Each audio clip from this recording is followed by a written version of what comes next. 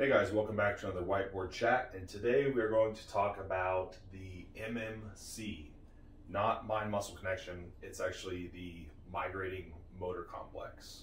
This is going to be a pretty large component of the digestive process. This is essentially going to be the process that moves the food through the digestive tract after it's kind of broken down, right? Now, without this, we do not get food from here to here.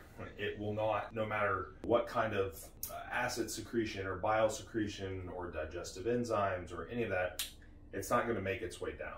Now, there are actual digestive disorders that do greatly impact motility or the movement. Gastroparesis being the most common, but generally even gastroparesis has an origin that we can kind of spot somewhere in these problems, or at least improve by improving a lot of the things I'm going to talk about. The process happens in a few steps. I mean, obviously it's a complex process, but we'll break it down into some simple steps. So you see this little image here. This is a attempt at a GI tract, right? We have the vagal efferent or vagus nerve. Efferent is signaling downwards, so this is signaling from the brain. This is signaling secretion patterns. This is signaling motility patterns. We have ACH, which is acetylcholine. So this is a parasympathetic, essentially a parasympathetic nervous system neurotransmitter in this case. This will help signal our MMC. We have a secretory kind of elements here, or compounds, motilin and into 5-HT, or as most of you may know, 5-HTP. This is actually going to help with serotonin, right? Now, serotonin does play a huge role in motility of the gut. And we also know that a large majority of our serotonin is produced in the gut. So this is why a lot of the time when we see this sluggish gut, then we'll see mood changes.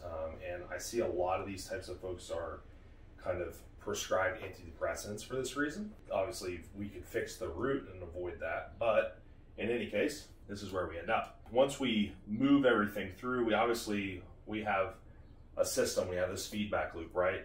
So the afferent signaling back up to the brain, and onward we go. So that's pretty much the basics of the system. Obviously, again, there's some steps in between. There's a lot of other secretory actions that are going on, acids and bile and digestive enzymes and several other things that are going to be secreted and utilized in the way food's broken down and how quickly it moves and so on and so forth. Gastric emptying, or the act of like actually moving everything through and emptying or the stomach emptying, is actually more or less a circadian process. It does happen based on how we eat, but hunger patterns and motility and all these things, they do somewhat, or to some large extent, actually operate on kind of a circadian pattern. Hence why you get hungry at certain times. And when you're regimented, you generally get hungry at the same times, right?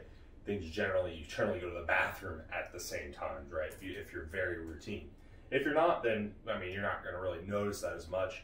But a lot of the folks in our kind of population, they are routine, right? So they do notice those patterns, and they'll notice when they're off of those patterns. So let's talk about some things that are going to strengthen the migrating motor complex.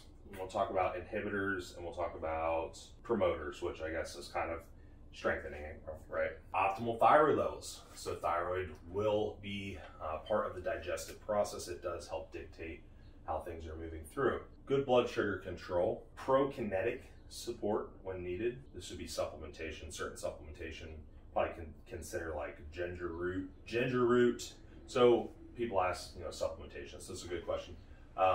Ginger root extract does tend to help.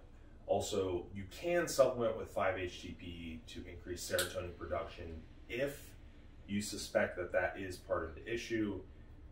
You may want to look at the picture as a whole and figure out, what are the symptoms? Do they present some low serotonin symptoms? Otherwise, maybe you can support this while you fix the gut or whatever, whatever else is going on. Vagus nerve exercises like gargling, that works. That does help, believe it or not. But I mean, anything Anything that essentially will relax the body and push you into a parasympathetic state is going to help with motility or this migrating motor complex.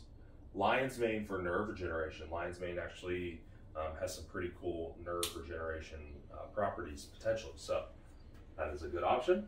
Raising bifidobacterium.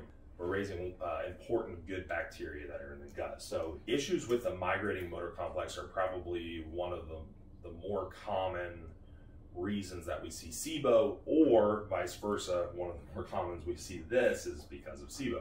So these two things are connected. I mean, as you can imagine, just think about if things are literally sitting in the gut and they're not emptying, a gastroparesis especially, because we're not emptying.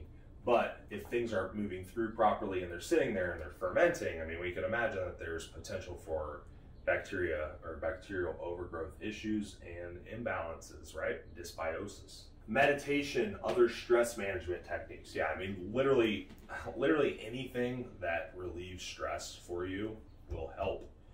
That doesn't mean training. Training will not help. That's not parasympathetically driven. Fasting between meals. Well, yeah. So I put that on there because it could potentially make you think about meal frequency and, you know, how you set that up based on how your digestion is. A larger or smaller meal frequency might be appropriate for certain digestive situations. Would it be appropriate to spread meals out a little bit more if you're battling some really slow migrating motor complex? I mean, potentially, at least short term.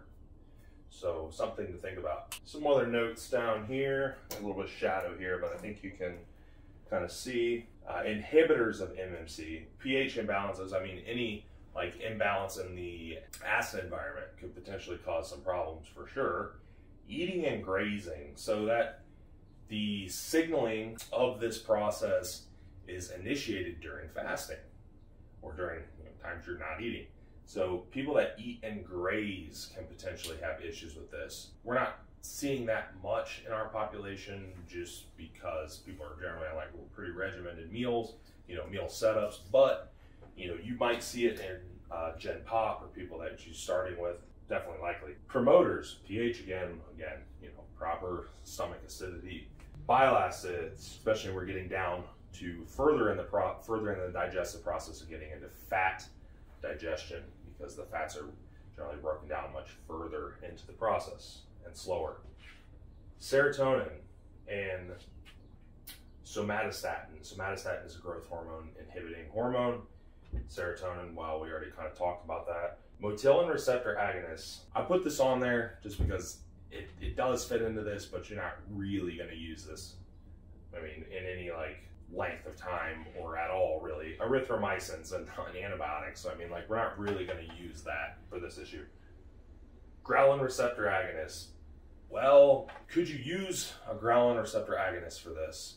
You could.